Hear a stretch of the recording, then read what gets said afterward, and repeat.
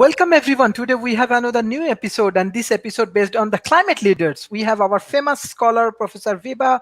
Always she bring many important scientific research, and she come up with very interesting topics on climate change. We have our another climate leaders, Mr. Ben Banerjee, because he is doing a lot of work with impact investment, and especially his major focus on climate change and impact projects. We have Mr. James Eid. He always support World Talent Economy Forum, as well as we have our new friend, Mr. Lars. He has something different opinion, but I'm sure he will introduce some scientific evidence for his discussion. I want to start from Professor Viba. How do you want to analyze today's session? And I want to know more your contribution in climate change. Thank you, Professor Paul, joining today's session. Madam Viva. Oh, hi, Paul. Hi. Yes, I think one of the things we have to do as, climate leaders ourselves is start replicating what's going to actually make change so that all of the different things that people are doing are noticed by people who have the levers of power. So I would say that what I'd like to remind people of is that if you live in a democratic country, you can talk to your politician directly or in writing and tell them what you want and what you'd like to see. I think this is really important, and it's an underemphasized thing that we need to do on a global scale in order to make the change have some traction. So that would be the first thing that I would say for climate leaders is we all encourage each other to talk to our politicians regularly, including signing petitions. I think right now that the politicians are the bottleneck for most of what's happening. I wrote a book called Policy Worth Stealing a little over a year ago, and that was about the government policy that has been written that I think has good promise in helping propel governments into a useful place when it comes to climate change. So those are my opening remarks right now. Thanks, Sharif. Thank you. Thank you. We have our Swiss Impact Investment President, Mr. Ben Banerjee, with us. He has a special project right now, like Joya. I think he's supporting India, Indian countries, and especially South Asia. They have a lot of problem in the COVID-19 situations, and World Talent Economy Forums also have our same sympathy for Indian community, because India, Bangladesh, even Pakistan, they are facing a lot of challenges. So I request everyone, those who observing our shows, you can support Mr. Ben Banerjee's projects. This project is Project Joya. So we will share all of the information, because this is very important. We need to support Indian community. Every day, 3,000-4,000 people only die because of lack of oxygen, healthcare problem.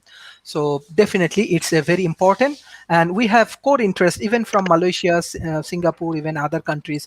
If this project need any kind of support, definitely we will do it. So Mr. Ben Banerjee, we want to know about your projects as well as the climate change things.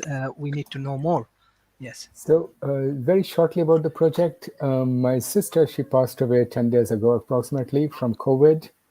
And that completely affected our family. So from a far away, something happened, statistics, suddenly it came very, very near to home. So what we are trying to do is support, especially all the help to India is going mainly to the big cities, but not to the villages and not to the underprivileged and the poor. So what we are trying to do is create small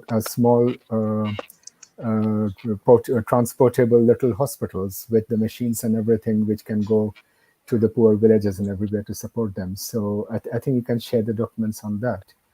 And regarding the climate change, so I am also in the board of CLC, the Climate Leadership Coalition, which is the biggest business organization of Europe on this topic. I agree to what Viva mentioned about the politicians. It's a bottleneck.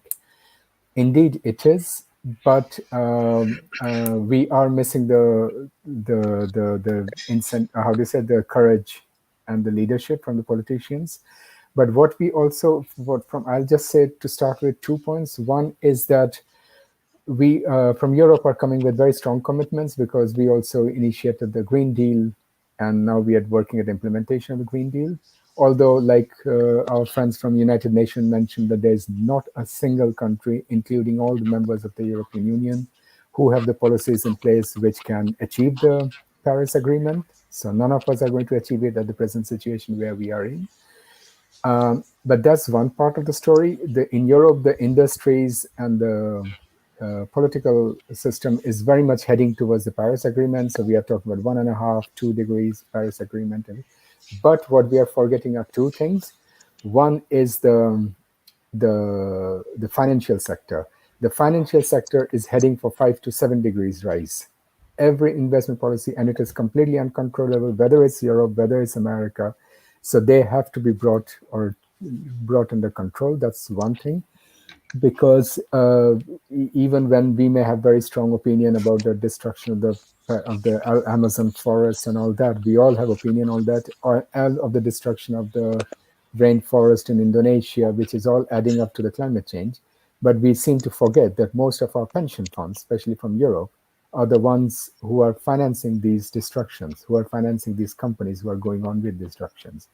So that is really one thing which is very, very serious issue we are facing to bring the financial sector under control.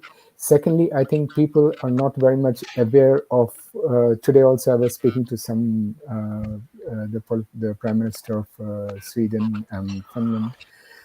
People, there's enough information data from the United Nations on the internet, on everywhere available, but somehow this information is not coming through. So we have now also the most recent data. I can share it by email later on if you guys are interested, about the impact of climate change and how it will be uneven impact. So the impact has already started. It will not, relatively, it will impact the northern hemisphere, at least countries like ours, like Switzerland or Nordics, relatively much less. Then it will impact the southern hemisphere. The impact on their economy will be disastrous. China will lose more than 24% of its GDP. India, Africa, we don't even want to go there. The impact they will have on their farming, on their food production, everything. I mean, we have statistics on all that. So the economic impact, where everybody's focusing on economics. So this impact will be disastrous and has already started, which will also impact North Europe. And thirdly, I think our focus is too much on technology and finance, but we are forgetting the third aspect, that's the human aspect. We also, as humans, as people, also have to adapt and change some simple things in our life. We are not talking about disastrous changes, but these simple things can have a huge impact on the world. So I think this is what I like to start with. Yes. Yes. In short. Thank you, Mr. Ben. Actually, we are sorry that you lose your family members. I also lose family member for COVID-19 situation, so I can understand your pain. So I request all of you, please support this initiative. This is very important. Even after the Ramadan, we have a commitment with Swiss Impact Investment. We will launch academic activities, different kind of training on climate change. Even Professor Viva, Professor Paul, Professor Shoilesh, even James Seed, who want to join with us with our academic initiative, because we are targeting different kind of small medium enterprise and different corporations as well as academic sectors. We want to train them on climate change. So hopefully this will be very helpful for Asia Pacific, and your support will be very important for our academic initiative. Professor Paul, how do you want to analyze the climate change issues? You are a great influential and you have a lot of initiative on climate change. Maybe it will be helpful for our Asia Pacific, how we can collaborate, how we can understand that what we have to do next for solving these things. Well, I think it's the climate crisis is really spiraling out of control. I mean, and most of the public aren't aware of how serious it is and what the implications will be. I mean, people are starting to kind of awaken, but I think that the way we're heading, we're going to we're going to very soon lose the Arctic sea ice one summer. It's going to completely melt out, and that really changes the heat balance on the planet. Okay, so the Arctic, we know that the Arctic is warming much faster than the rest of the planet, but when the last sea ice goes, the cooling, the sea ice in the Arctic is like a refrigerator. So is the glaciers on Greenland. It keeps the Arctic cold. The equator's warmer.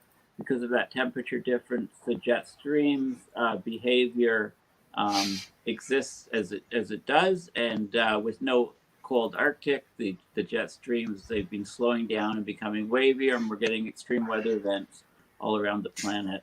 Torrential rains in some places leading to floods and droughts in other places. And this is going to continue and get exacerbated with the loss of sea ice.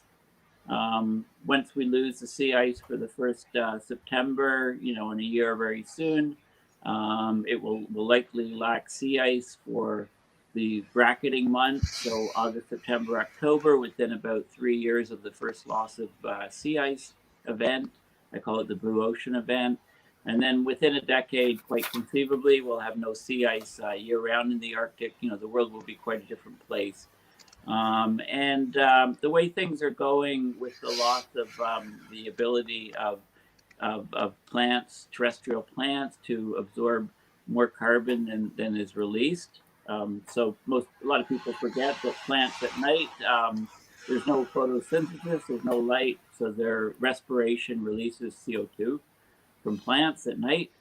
So when what's absorbed from the photosynthesis is less than what's respired at night, then you get a net carbon output. So we're losing the sinks of carbon on the planet.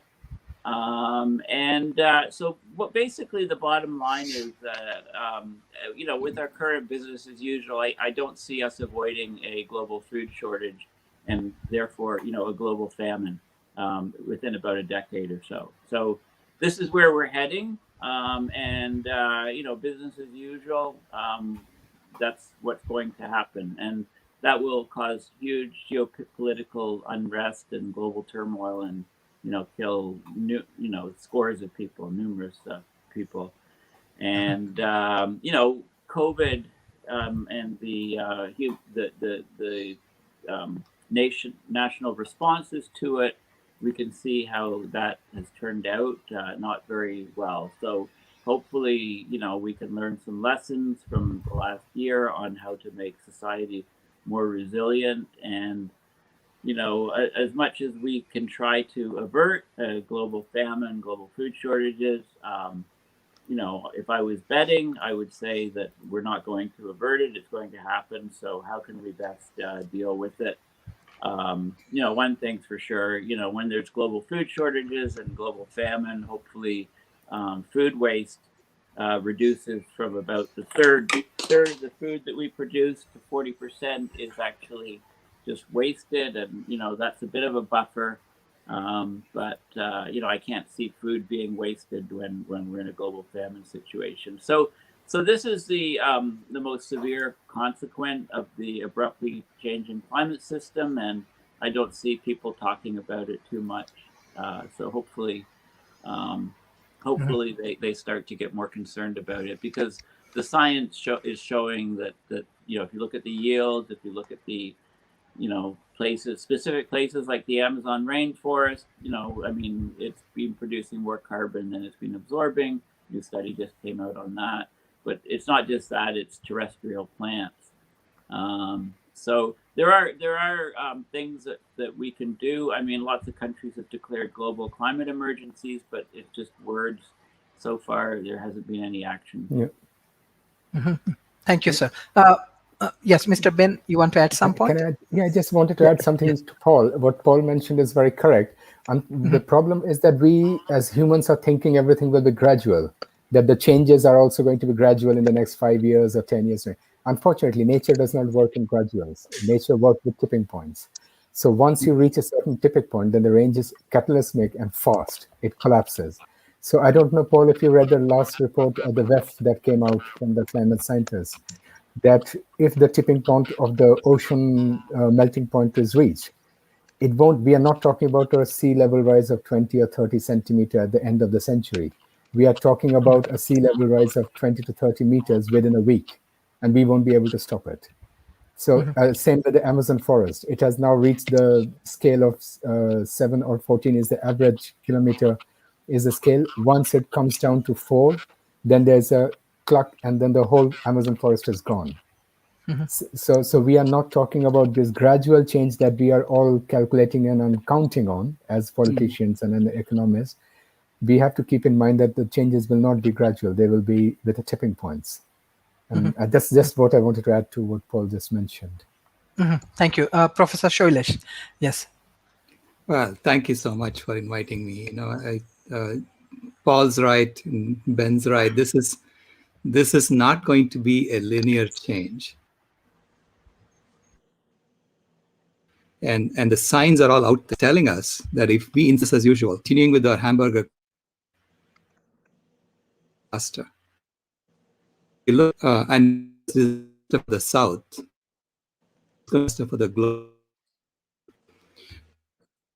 we are insisting the South should provide $3 trillion worth of resources every year to the global North. That's the colonial that we are ensconced in at the moment. That's the financial system that Dr. is talking about. And if we say that that's sacrosanct, we can't it, then we are basically saying that we are going to keep going until it collapses. Nonlinear systems are not something that we want to tamper with like this. I've seen it in circuits.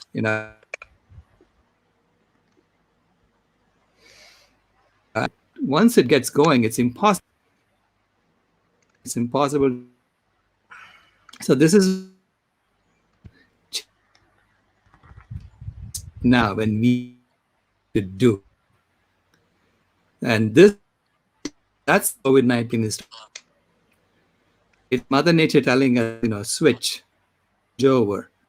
And yet the response of the governments to COVID-19 is to insist agriculture sacrosanct. Right? We have sides of the political aisle tripping over each other to assure the public that will not touch their hamburgers. And why do I insist on that? Because to me, that is where we first interact with nature 3 times a day.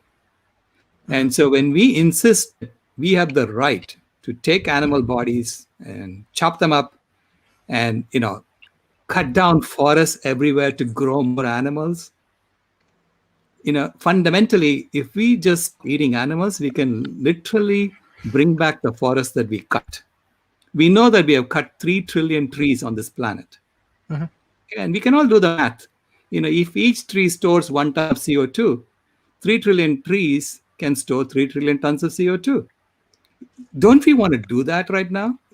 Shouldn't our first job now to be to suck down the CO2 that we have added to the atmosphere?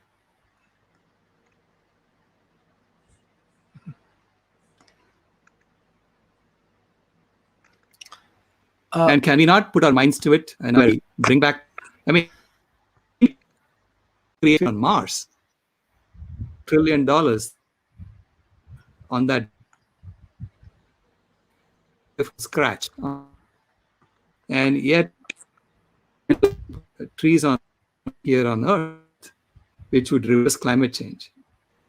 So to me, that's where we need to come together and say, as responsible, not lions and the tigers to solve. We have this because we created the problem and we solved it. And so this test for us as a species, the ability to understand that we are about to crash to a wall and all going to die off if we don't do this right. And therefore, we have to come together as a species and solve this problem for all of life. Okay. And so treating all life as sacred, that's where it begins. Thank you. Mr. Jamsid, so how do you want to analyze present situation you are also a climate activist and you have different contribution in developing nations. So what the present situation, what we can do?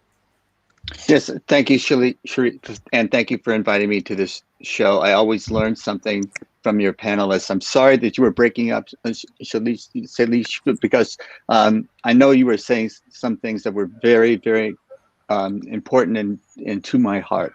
And one of the things I learned from you is that some economic systems can be motivated by things that do not serve the planet.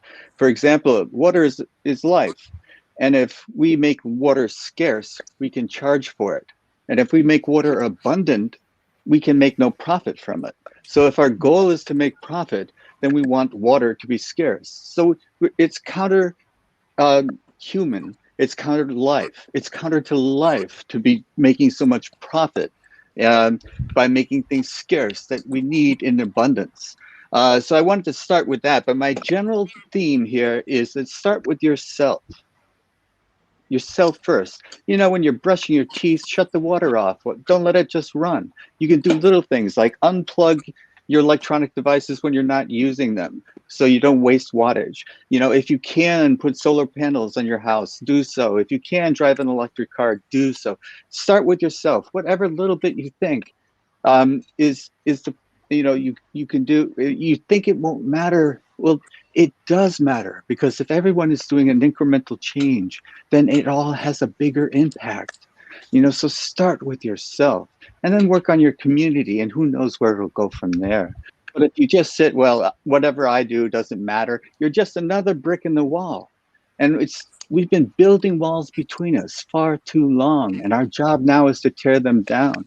Borders between countries don't exist in nature.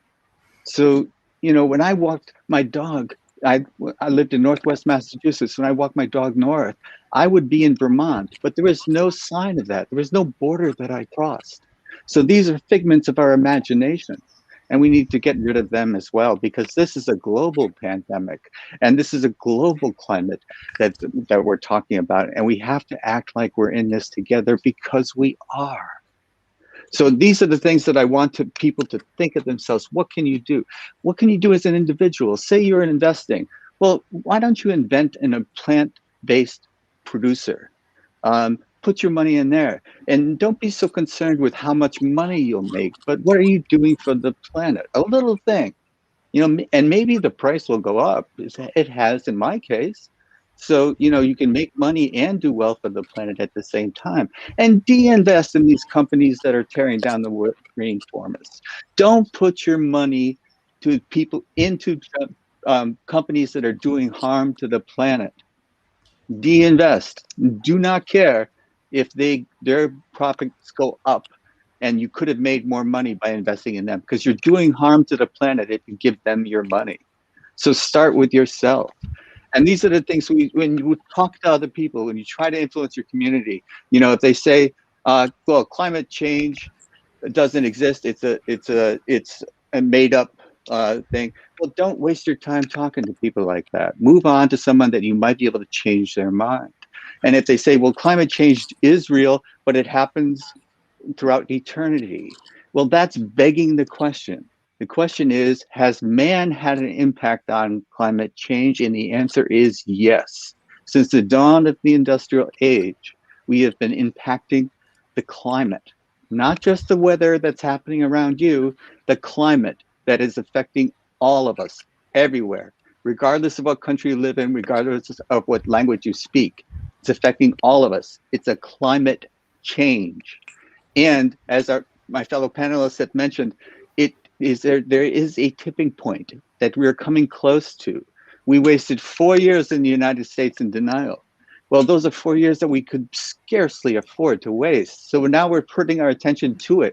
Is it too little, too late? Who knows? But we have to take it seriously and do what we can, however little bit that is. Because if a lot of people do a little bit, it ends up to be a big thing. So you can have an economic impact. And there is economic and political forces that do not want us to change the way we do things. So we are fighting uphill, but we have to keep fighting. because it's a fight for our lives. Thank you again, Sharif, for having me on your show. Thank you. Thank you. We have Mr. Donald. So, how do you want to analyze the climate change related things? And specifically, you are a climate change activist. What the initiative right now you are taking from California? Well, I think the real activist is Alex.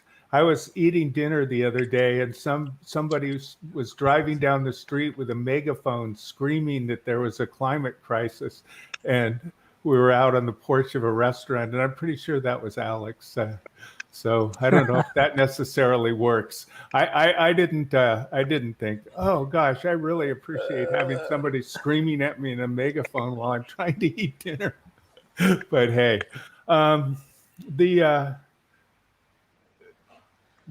right now, I think everybody else has explained some of the things that are starting to happen and are just going to get worse. I think if we've reached a point where we're going to continue to see these extreme weather events like we're having now this year already, we're in, what is it called, extreme drought conditions in California. And as everybody might remember, there was pretty bad fires last year. And this is kind of the thing that makes it likely that there'll be fires. So what we have to start doing is mitigating. Like, we know these things are going to be happening. So the most important thing that we can do is be doing things that allow us to keep going after we lose many cities. And you look at some place like Bangladesh, and they don't have a huge amount of money. They're not one of the richest countries in the world, but they're one of the countries that's going to be most hit by climate change because it's extremely low lying, and they've had problems before with storms and floods, and there'll be saltwater intrusion and all kinds of other things that are going to possibly make the place kind of hard to even live in. And in the United States, if you look at cities like New Orleans, Houston are two examples. They're basically underwater. I mean, New Orleans has dikes around it like Amsterdam in parts. And if they want to continue, and they've been getting constantly flooded every few years. Remember that climate is the statistical distribution of weather events. So what winds up happening is if we start, there's an average amount of hurricanes and floods and droughts and all those kinds of things over time. So they refer to extreme weather event as something like 100-year storm, which means that statistically it's likely you'll have a storm that big every 100 years.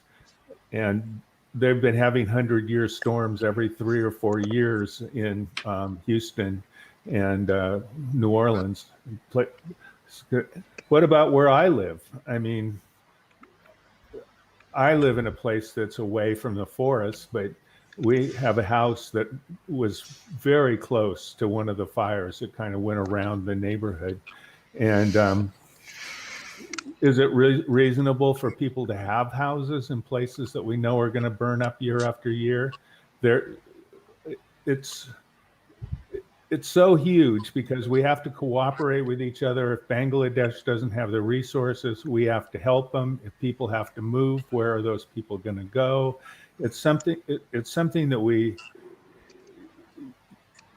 everybody that's thinking about climate change needs to find a way to start thinking about all the people that are going to get dislocated and where that's going to happen and what we're going to do to be able to help them. That's, I think, the most important thing. And I'm going to repeat something I say about 6 weeks ago in Science, which is one of the top journals in the United States. It's the Journal of the American Association for the Advancement of Science, which is a very, very prestigious scientists belong to that. And they do intensive peer review. They make mistakes occasionally, but they admit it, unlike some And they had an article that said the best thing for climate change, to get awareness out of climate change, is to talk to your friends about it. Just talk to people about it. They said it's very, very influential if you just talk to somebody. It raises their awareness. You can give them information, and even if they're a climate denier, it does continue to raise their awareness so that maybe they will notice something that actually starts changing their mind. So anyway, that's what I say for everybody to try and do. Just listen to us and go out and talk to everybody about what we're saying. Thank you. Mr. Larks. Hello, welcome, friends. Greetings. Yes, we are very important times, and first, I want to say that we need to keep it scientific, because opinions are not facts. Okay, science is about facts, about diehard facts and truth. Okay, opinions is not science. Opinions is not about the truth. Okay, so, and only the truth will save us. And the connection with ourselves is the connection to everything. Also, the relation with ourselves is the relation or the relationship to everyone else. So we are connected to everyone else and connected to everything. And we need to restore our relation to nature, to the earth, and know our place in the universe, in the cosmos, or how you want to call it, And yeah, so we have universal freedoms and rights. We are born with that. We are all born equal. Okay, and there's only there are a lot of problems on this planet, and the problems are very complex, but the solutions are extremely easy. So I know for every problem a solution. Okay, I know for all problems that exist, I know solutions for everything. Okay. So that is how. So we need to focus on that. We need to focus on the solutions, because if you only talk about problems, you only create more problems, and then you bring no solutions. Okay. We need to use science. We need to use facts and truth. Okay. That is what science is all about. Opinions do not matter. Okay. And also, there's a lot of in this planet, in this world, there's a lot of disinformation, propaganda. Okay. Also from the governments and the politics. There's a lot of political manipulation. Okay. And there are big influences. So the most important thing is to focus on solutions. That is all what we eat. We are what we eat. Because if we all want to survive, then we need to restore our relation with this earth and the planet, because the planet is very sick, and we need to have a very healthy environment, because we are dependent on the environment, and the environment right now is very polluted, and also our whole biosphere is polluted and destroyed. Also, there's a huge loss of biodiversity, because monoculture crops. Because solutions are we need more biodiversity. Okay, and also we need to end with monoculture, because it's very destructive, because we cannot continue the way how most people are operating. Also, the food you eat, most of the food you eat is not it's not even good for your health. It's not even good for the environment or good for the earth. So we only need to focus. We only need to buy food and products, that are good for the earth, good for the environment, that are also natural, organic, because or else it contains very harmful chemicals. Okay, because our bodies, they are connected to the earth, connected to the environment, and our bodies are only made what nature created, okay, or what God created, okay. And so it's very important also to note that, because our bodies, we need to connect to nature, okay. And everything is energy and information, and science. You need to use facts. And the right information, okay? So information is light, is consciousness, okay? So we need to raise our consciousness, because we are in a crisis of consciousness, and also we need to work together for solutions, and also make action towards it, because we basically we need to be free on the land, okay, and also we all need to be self-sustainable, okay, because we can grow food forest with thousands of different species, and also there exists higher technology, higher knowledge that everyone can be free and nobody needs to work anymore because you just let nature do all the work. It's very easy. Everyone can already be free. There already exists higher knowledge, higher science, and that's all facts and truth. Everyone can already be free, ready, and all to be free on the land, to have high technology, also to have free energy, clean energy, because the fossil fuels that people are using, it's very bad for the environment because basically it is carbon. And when you burn carbon, you only release more carbon and more CO2. So and also solar panels, they are not very sustainable also.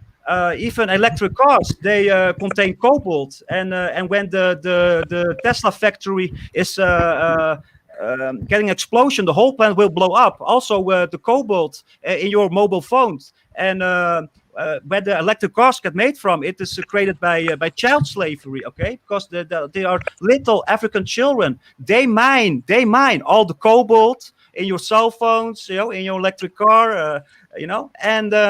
And also they mine all the minerals, of the planet, and it's also causing a lot of environmental destruction because profit, basically the environment on the nature is getting exploited, not nature. Also, humans, they are basically destroying themselves because they're destroying their own environment, and an animal in nature will never destroy their own environment. Okay, so the environment is very fundamental. Thank you. Mr. Lutz, thank you. I will go to my other panelists, especially I want to start from Mr. Ben Banerjee, because few days ago I saw one of your article from LinkedIn, especially on Paris Agreement. As we are actually creating some awareness to the grassroots level people from Malaysia and other countries, if we discuss on this climate change, and especially Paris Agreement, how it works, how the developing nations can more collaborate through this process, and what is the benefit of this Paris Agreement? Yes, Mr. Ben. Paris Agreement is agreement of our survival, of the survival of humanity as a species. So we, in this Paris Agreement, all the countries came together in 2015 to committed that by 2030, we will have a temperature rise maximum 2 degrees. But most of the countries are aiming for 1.5 degree because 2 degrees will be catastrophic. But then again, there's a difference that the politicians and the governments are heading, but there is no policies. Like I think somebody before us also mentioned that we are missing the motivation and the incentive of the political leaders. But the regulations are catching up. They're catching up very fast because, like I mentioned, the beginning of this week, not this week, the last week, I was having meeting with a couple of Nordic presidents and prime ministers. They are really putting very strong policies in place. And these policies are not only for industrial and supply management sector, but many of these policies being implemented are also for the financial sector with very strong regulations. So these are countries which are working. And you do have some very, very ambitious and courageous political leaders, like the Prime Minister of Finland, who has committed that her country will reach carbon neutrality by 2035, while in fact in EU we are talking about 2050 and China 2060, whatever. So we do have a couple of here and there very ambitious political leaders. So this is the Paris Agreement we are all heading for. There's a very, very, President Biden did meeting on this last couple of weeks back, I think 2 weeks back, end of April, on this, where he brought in a lot of the global leaders to align them. But and secondly, in end of October, but because this is the year we have to make the turnover. If we don't make the switch, we are screwed, because we are not going to reach the Paris Agreement. There's no way that we can achieve the goals that has been set up by the Paris Agreement in that time. And like I mentioned, we are too much focusing on technologies and finance, but it's still too much, in my personal opinion, it's too much on the theoretical level yet. On the ground level, root level, there's still too little done. And this has to be pushed through. So we are pushing for the regulations, we are pushing, but I think we are Like James mentioned, sometimes I wonder it's too little or too slow. I just wanted to add two comments to James. James, you mentioned that if we go over to biofood or a plant-based protein, the prices will go up. No, unfortunately, they won't.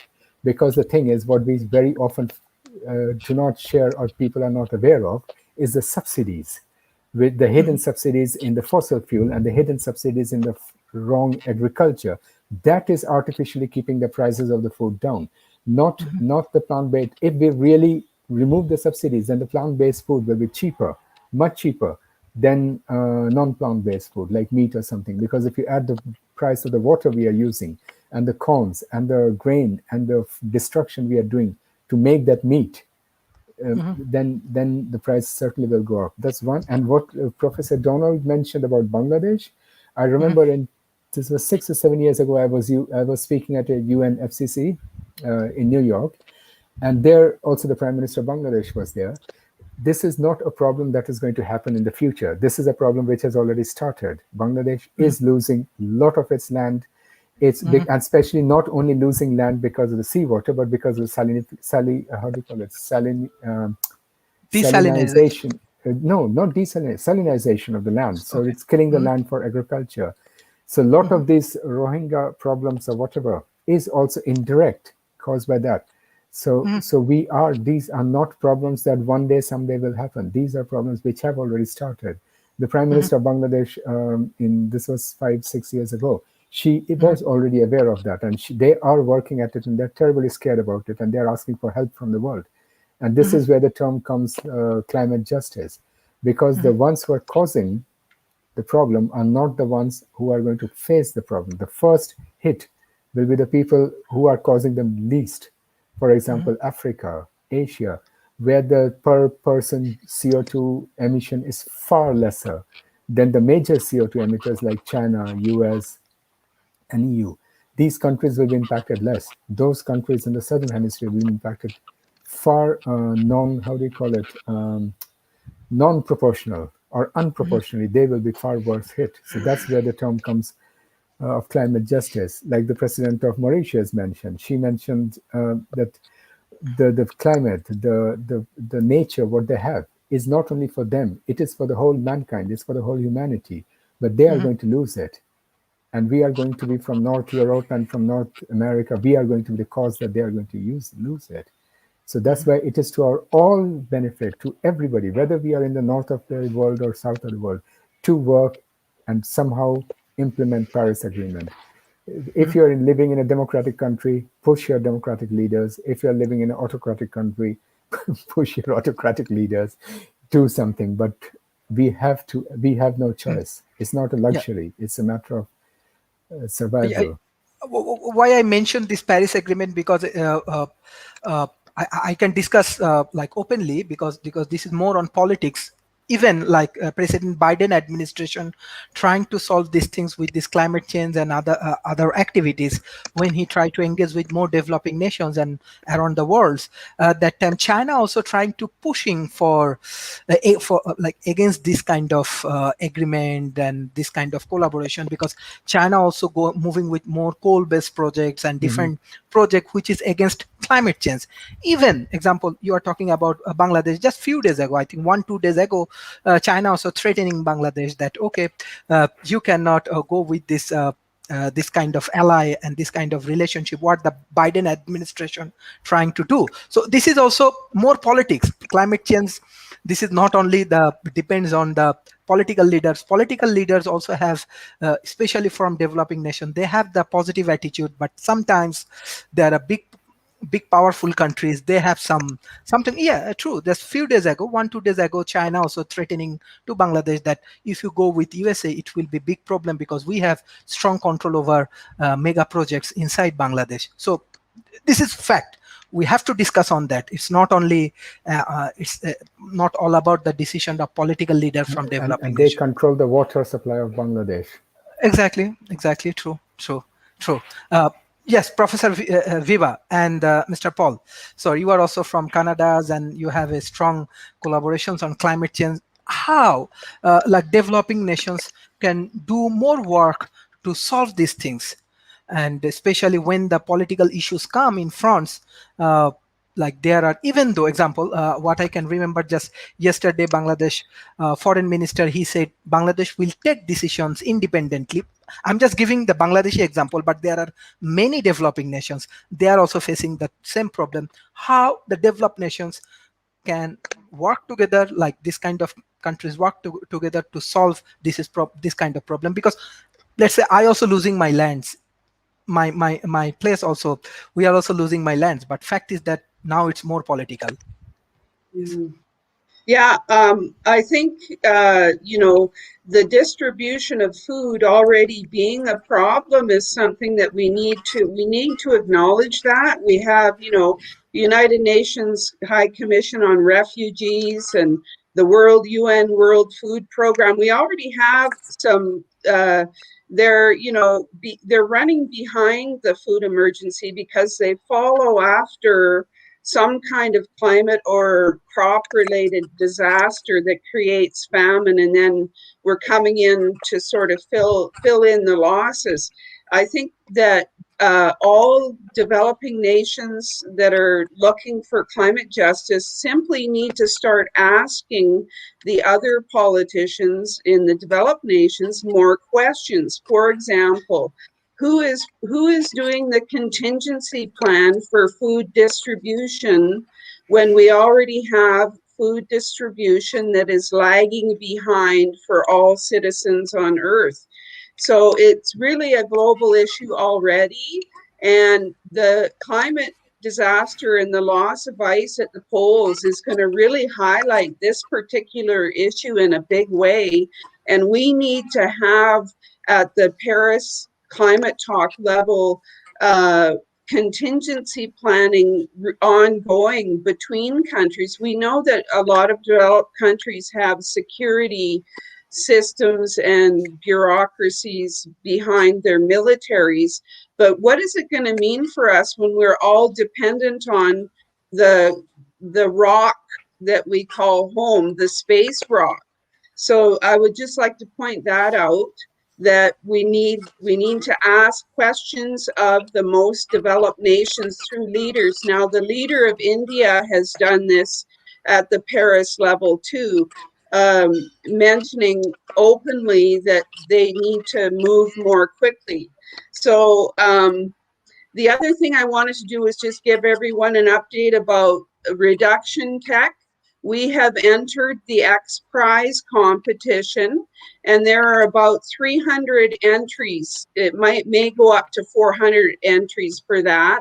This is the X Prize that was announced by Elon Musk and the X Prize Foundation on April 21st, which was Earth Day, and it's $100 million prize. And so we hope to actually stand as a good company there. We have a data room that we make available to the adjudicators, and it's a 4-year commitment. So what they want to do is, in the first year, look at everybody, and then they'll decide who that they will give $1 million to scale up and treat 1,000 tons of CO2 equivalent in a year. And then after that, there will be a finalist round, and they'll divide the prize up: 30 million first prize, 20 million second prize, 10 million third prize. So we're in that. Now, we have looked for other funding in the past, but I have to tell you that the private investment class is not really interested in cleaning up after their colleagues. We've had, not even pushback, but just there aren't even categories that clean tech that is removing carbon can move into in the private investment sector. So this type of thing that happened with Elon Musk may be a very important thing for humanity. So I urge you to keep track of that. Now, the economics, again, are another problem paradigm for everyone. I just want to mention this. With COVID, everybody that's been staying home and not emitting carbon have been taking something I find very interesting, calling them zero carbon days. I think this is a practice that we need to have mainstream is people not emitting carbon as as a common practice that comes out of the COVID shutdown. So the other thing we need to remember is we have some youth that are litigating climate cases.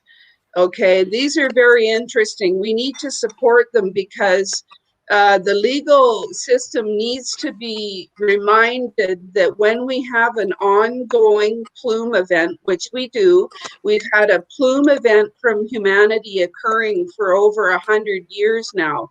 None of the statute of limitations can be used as an excuse to avoid litigating for those who are responsible for the greenhouse gases. I think this is very important for people to realize that we have an ongoing plume event. Therefore, these legal cases really do need to be supported, okay, so that we can come to some kind of understanding about the lifestyle emissions and also the fossil fuel emissions liability that is still on the table that hasn't been addressed. So that redress needs to be supported and ongoing as well. So I just wanted to mention those few points.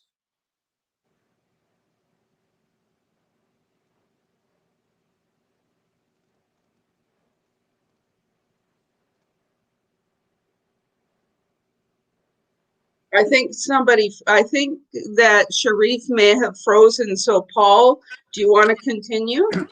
Yeah, if somebody froze. Okay. Certainly not the planet.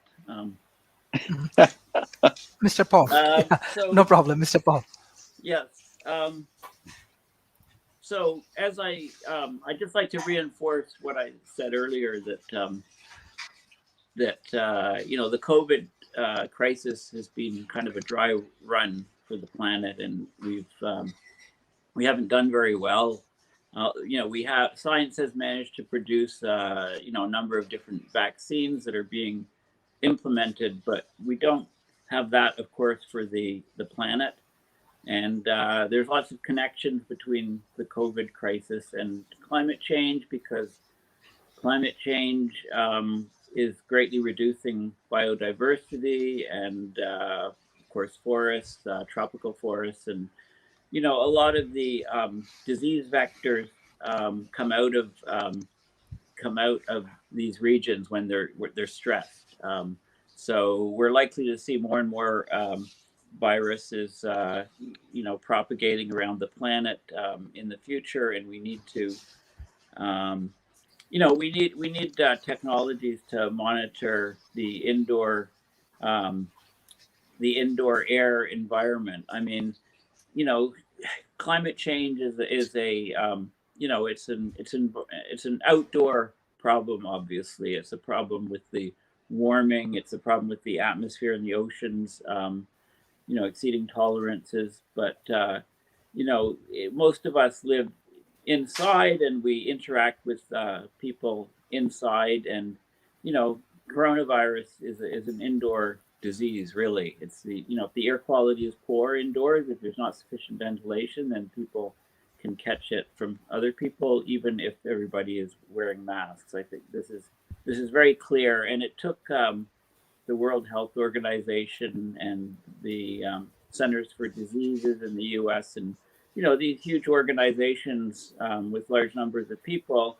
It took them a year to determine that yes, it's not, people aren't catching the coronavirus from surfaces. It's in the air. So a very simple way to monitor indoor air quality is just to measure the carbon dioxide level in these indoor spaces. That's if the indoor CO2 level is close to the outside or within a factor of 2, if it's less than twice as high as the outdoor CO2 levels, then the indoor space is relatively safe for people. There'll be low transmission. So I've been pushing for having CO2 monitors, and they can be built very cheaply, and if we mass produce them, even cheaper, and get these devices on people's smartphones, on watches, mount them in all indoor spaces and have alarms so that when the levels go double external levels, the alarm goes off, there's insufficient ventilation indoors, and the risk of virus transmission is very high. You know, I think this will be very important for preventing future pandemics, and also it will greatly raise people's awareness as to what the CO2 levels actually are inside and outside, and it will raise people's awareness of climate change. So it's you know, we're heading down a path, and there's a lot of consequences which you know, I guess in about 10 years people will have completely forgotten what the years we've had the coronavirus, because you know, we'll be enduring global food shortages and a global famine. You know, and people will say, well, where did this come? It came out of nowhere. Well, no, I mean, the carbon sinks are failing on the planet. So the CO2 level is rising in the atmosphere at ever higher levels, and even a reduction of human emissions is not going to cause a reduction of these rising CO2 levels when the forests of the planet go to a net source rather than a net sink. So these numbers are going to get worse and worse. So we don't have much choice. You know, we do need to slash fossil fuel emissions, and the biggest way to do that is to remove all subsidies for fossil fuel. You know, it's pretty obvious and clear. And we also need to remove large quantities of CO2 from the atmosphere or the oceans. If we remove it from either the atmospheres or the oceans, it will go down in the other body. I think removing it from the oceans is the easiest thing to do. And we also seriously need to look at ways to cool the planet by methods called solar radiation management. Thank you, Professor Paul. Professor Donald, unmute, please. Unmute.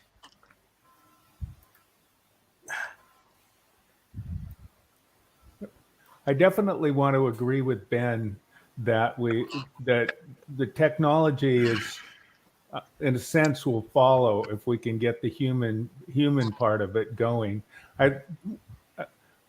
I hope that when you're if anybody's listening to this, that when they talk about this, they learn to talk in a way by telling little stories. And if they could tell stories of somebody who's actually affected by it, that it just, there's something about our brains that hearing a story about somebody that is affected by it, it resonates. It just stays in your brain. The person can then pass the story.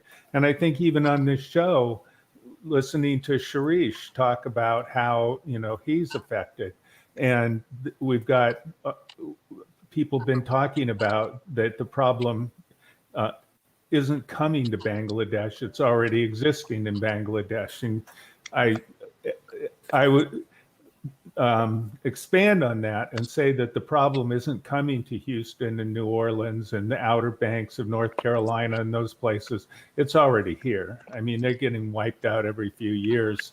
It's kind of odd to me that anybody would even move back to those places. But I think even though it seems odd, it also tells us something about human beings, which is that we're tied to we exist for our relationships, and we have a relationship to the place that we are as well.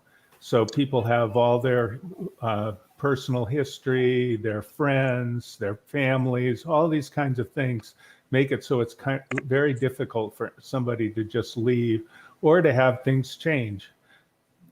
I live in a town that every time somebody tries to build housing, they flip out because, oh, the building's too tall and maybe poor people will live there and all this kind of stuff. And every single solitary time. So just trying to make we don't have enough housing. I mean, people are living under bridges, but every time change happens, there's a lot of people that resist it. And I think an interesting example of the people element of it is to look at what's going to happen when there's a passage through the northern ice in the winter. I mean, in the summer. That's going to happen. And it's eventually there might be a passage all year round. I mean, it's melting that fast. And so who owns that? Who is going to gain from that? Right now, Russia distributes their oil by sending it out to a port called Odessa, which is actually Ukraine. And they then have giant tankers that go across the Black Sea and up through the Bosphorus out to the Atlantic Ocean. That's how they get their oil out. And that's why they wanted to build the pipeline to Europe and things like that. But now they won't have to do that. They'll just be able to bring it up to one of the ports on the former North Pole and bring their ships around. So you get Russia makes most of their money selling oil. I mean, that's how the country survives. So how can you get them to just say, okay, forget it. We're just not going to do that anymore. And as I said, the only way that I mean, one of the ways that'll work very, very well is grassroots level. Just get these little stories, explain the consequences to people, and eventually just the way social networks work. Just give an example. I've been teaching English to Japanese businessmen in Japan, okay? And it's for one of the big drug companies. And so I get this new student and I said, do you have any experience with the United States? And he says, yeah, I went to school in Pebble Beach. And there's only one school in Pebble Beach, Robert Louis Stevenson. But I went to Stevenson. He was an exchange student. Now, how effing random is that, you know? And the point I'm trying to make here is that you are more closely connected to everybody in the world than you could even imagine. It's incredible. So when you talk to somebody, it can spread out. It's like things go viral. And so learn the consequences, and then the only possible solutions is for people to get together. And the United Nations is kind of a weak system. I'm very, very glad that Biden has put scientists in charge of NASA who are actually going to start studying the environment again instead of silly projects. And anyway, so that's what I really, really hope you'll do is listen to all of these things and just talk to your friends about it. Thank you. Mr. Jamsid. Thank you, Sharif. I hear an echo. Does anyone else? Okay. I really wanted to just commend everybody for their contributions so far, because this is such an important issue, and there are many ways of tackling it. But what we've talked about, the political will, that not necessarily, it's necessary to get it oriented correctly, to respond to these problems, to design policies that are designed to help with these solutions, find these solutions and implement them. And also the economic systems have their own interests. I can remember in the 60s, because I can remember that far back, people had this idea of the Mississippi River was an inexhaustible supply. We can dump whatever we wanted into it, and it just flowed away. And we had this attitude, and if you complained about it, hey, look, you're dumping cancer-causing chemicals into rivers, and you're poisoning flora and fauna downstream, they would say, hey, you're a hippie. We're employing jobs. Jobs are what matter. And it took a river catching fire before we started to pay attention to this. You know, water boils, it doesn't burn. It was what we were putting into the water that was burning. So what are we going to do today? Wait until the ocean catches fire before we pay attention? Come on, people, snap out of it, wake up. Otherwise, you're just a brick in the wall. So everybody do what they can. Start locally, start with yourself, and start with what you can do in your local community to make it more energy sustainable, self-sufficient, so that you don't need to import oil from other sources. But I understand why China and Russia would say, well, you built your country by doing all this stuff with coal. How dare you tell us we can't? You know, so these are the political problems that we have to solve, and we have to solve them by engagement. We have to talk with them. We have to start learning how to cooperate, how that they can have social justice in their societies as well. People can eat and sleep and not suffer.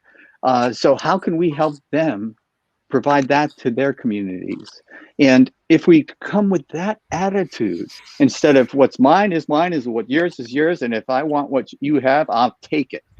You know, because if you build a wall between something and you have something on the other side of the wall that people need, they will come through the wall. They will go around it, under it, or around it. They will find some way, and you will have an inevitable conflict, continuous conflict.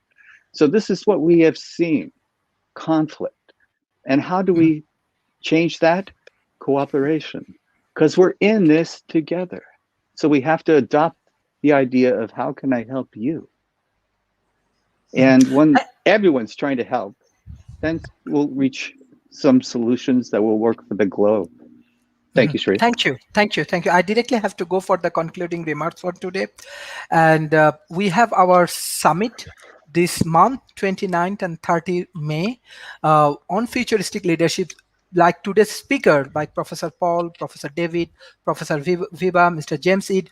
I request everyone to join in our summit, and hopefully many audience from Asia Pacific, they will also join in our summit. It will be 29th and 30th May, and hopefully it will be very much interesting than from different people. Last 1 year, those who contributing for World Talent Economy Forums, we provide our award and certifications from World Talent Economy Forum. So thank you for your contributions. We need more volunteers for our academic activities, for our summit, and for our research activities. So already we are getting different profile. So we are processing this profile. So those who are interested, they directly can communicate with us, and we can do work together. And final things, we are also going for fundraising options. So if you want to support our initiative, you can support through Patreon, like World Talent Economy Forum account, as well as we have our PayPal account, World President WT Forum at gmail.com.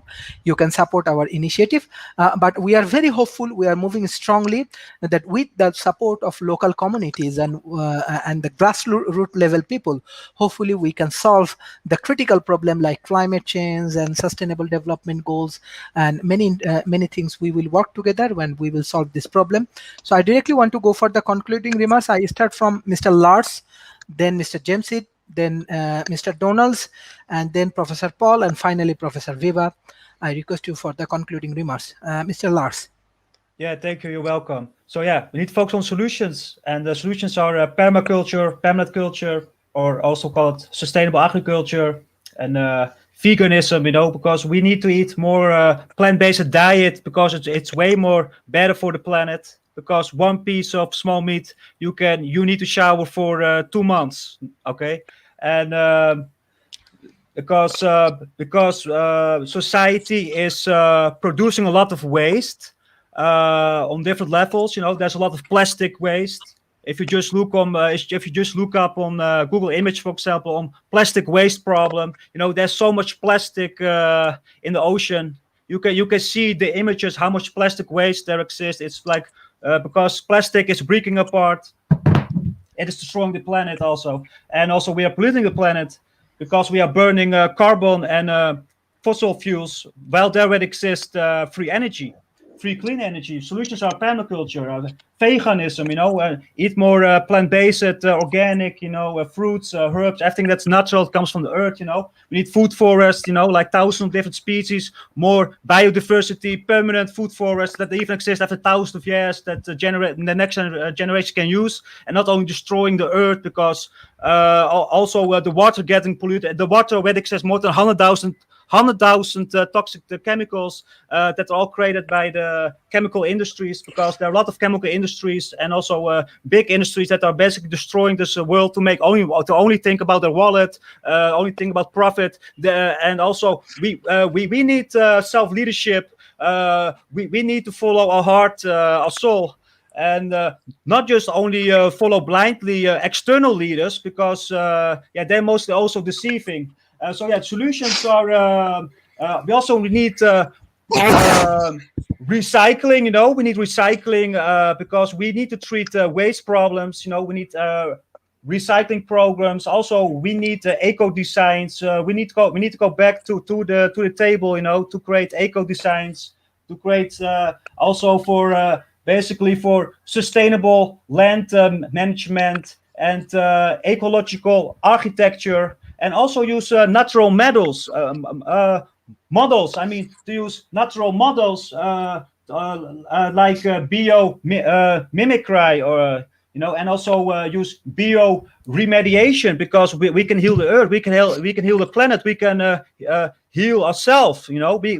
Because the environment is sick, we also get sick because we're one with the environment, we're one with nature, and we just need to connect to the earth. And restore our relation to the earth, to the animals, to each other. Because permaculture is about caring for ourselves, caring about the earth, about nature, about the environment, caring for the animals, also for the plants, for the forest, because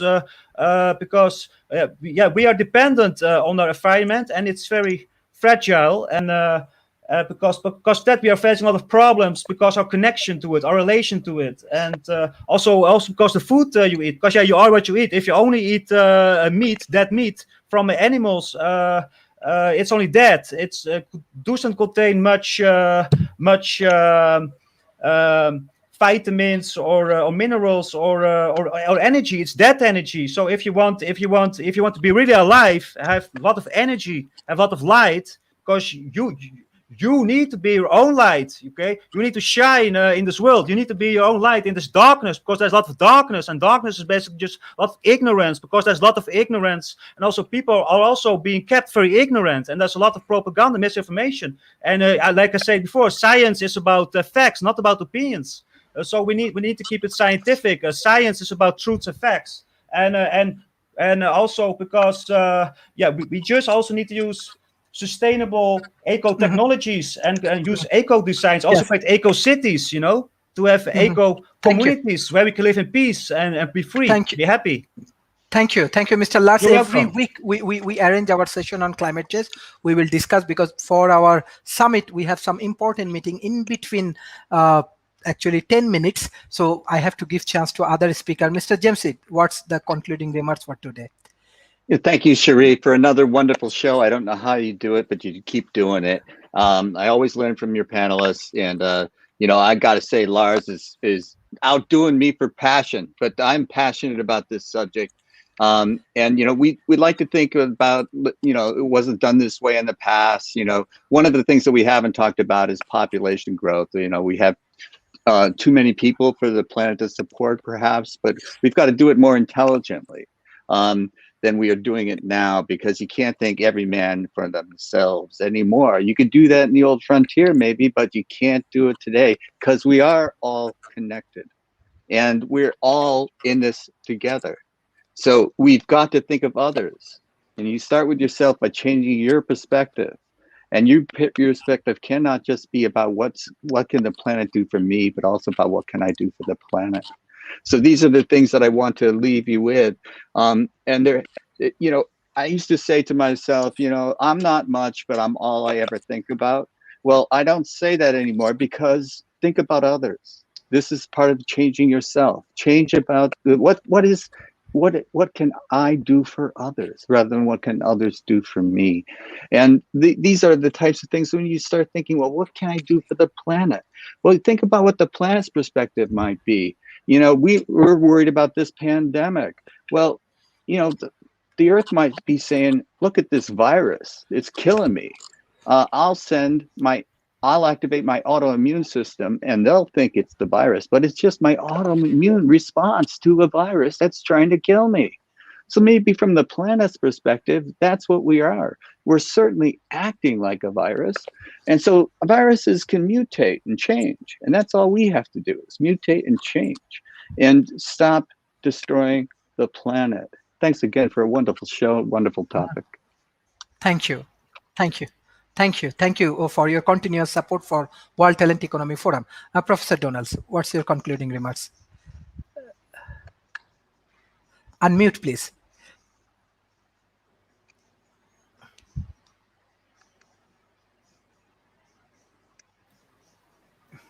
Okay. I say this with complete good humor. I absolutely love James, and I don't mean it in any insulting way. But when he says all we have to do is change, it kind of reminds me of the old thing that says, well, how do you make rhinoceros soup? Well, it's simple. Catch a rhinoceros and then boil it. But obviously catching the rhinoceros is a lot harder than it seems in the first place.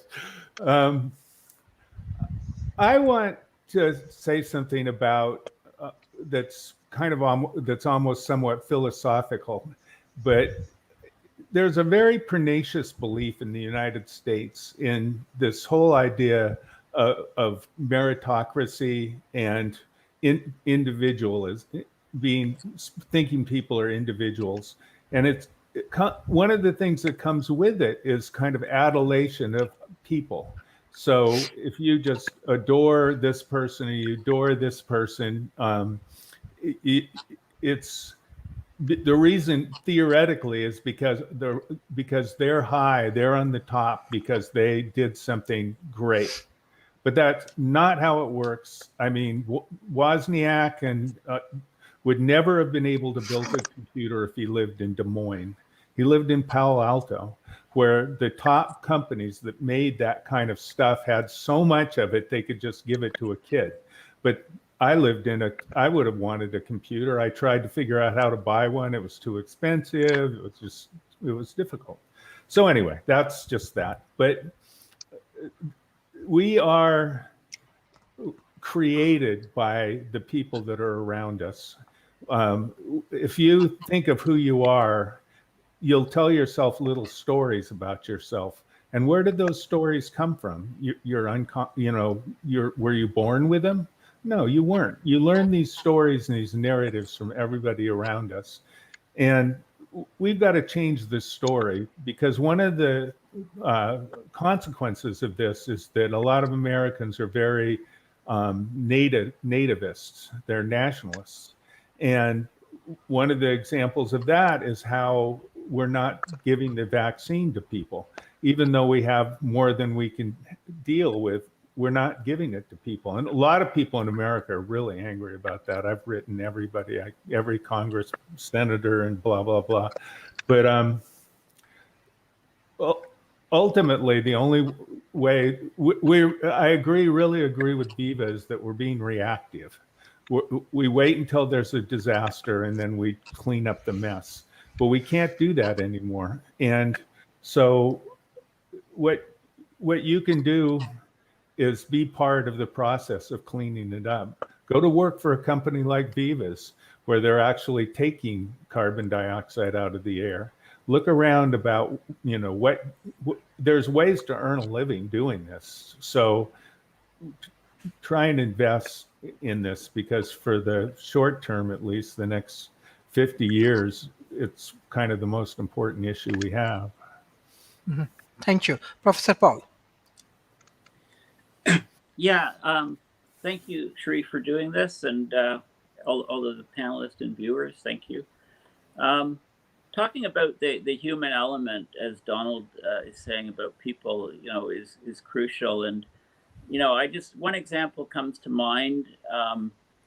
we have very short attention spans, and there'll be a disaster like the wildfires that destroy a complete town in California, Paradise, and then people move on. They've forgotten what happened and how people were affected. And sometimes it's good to look at the backstories a few years after the disaster as to how those people that were affected in Paradise are faring.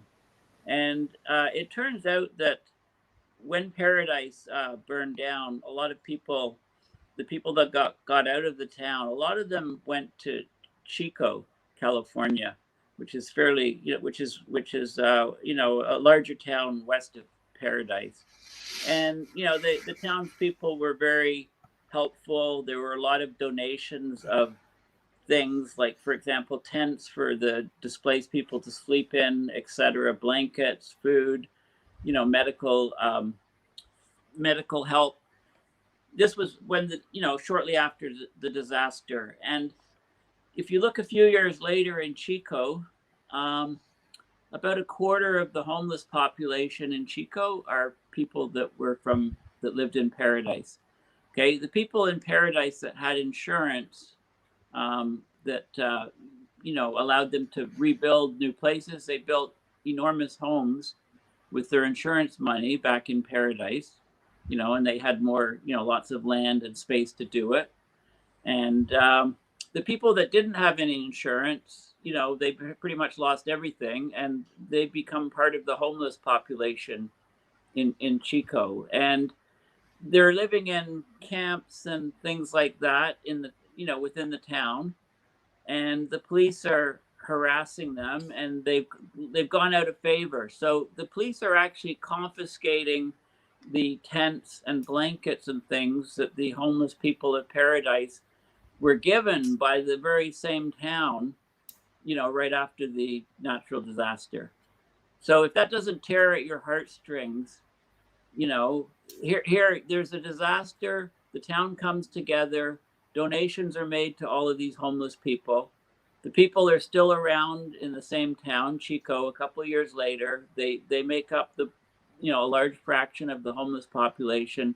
And the stuff they were given right after the disaster is being confiscated by the police in that town. And, the Democratic political leaders at the time in Chico, a few years ago when Paradise burned, have been voted out because their help was, eventually, I guess people in Chico thought that the welcome had been outstayed or something. And, now the people they just want to get rid of the homeless people so that they can regain their parks and their city, right? There's just too many people. The capacity of the city was not enough to put up with all of to put up and build, find homes and etc. for all the displaced people. So climate change is creating, huge migrations. It's driving people into poverty, and it's doing this around the world. And but the world doesn't really pay any attention to this because there's always a new disaster coming up, or a new climate, new flood or new displacement of people that catches the eye of the media, whereas the people that were affected years ago, they've never recovered, and many of them will never recover. So I just want to conclude, by saying that,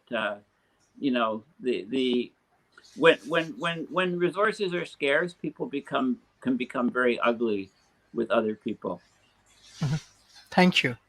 Professor Weber, what's your concluding remarks for today? Well, and following on quickly to what Paul is saying, we need to, if we're going to be proactive, we need to have an organizational framework that can help with the transitional issues like this, the long-term issues. Like I mentioned before, we've had several different groups looking after world food. We need to actually globalize a little bit more. I know that a lot of the nationalist movements don't like that, but we're being forced to actually get global in our thinking about this because we have a global disaster. I think we need to start acknowledging that And really, I think what we're saying is be prepared and prepare others to make progress through tragedy, because we usually make progress either through some kind of a tragedy or some kind of economic boom. Well, we know that the economic boom side of everything is being highly questioned by the circumstances we're being forced into, which we created ourselves. So as an observer and the CEO of Reduction Tech, which I just want to mention quickly, is where we want to disperse Mother Nature's silver bullet, which is a hydroxyl radical, which is terribly overwhelmed. It is naturally occurring, but it has been overwhelmed for a substantial period of time. We also are going to learn more about how it absorbs CO2.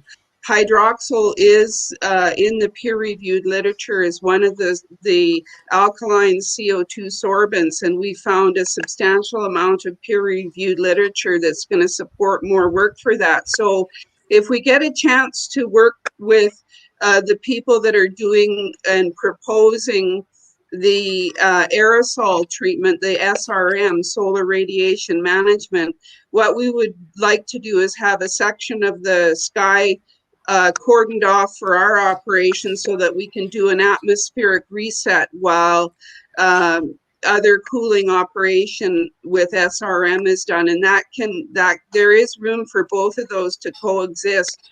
So we hope we can move forward with that.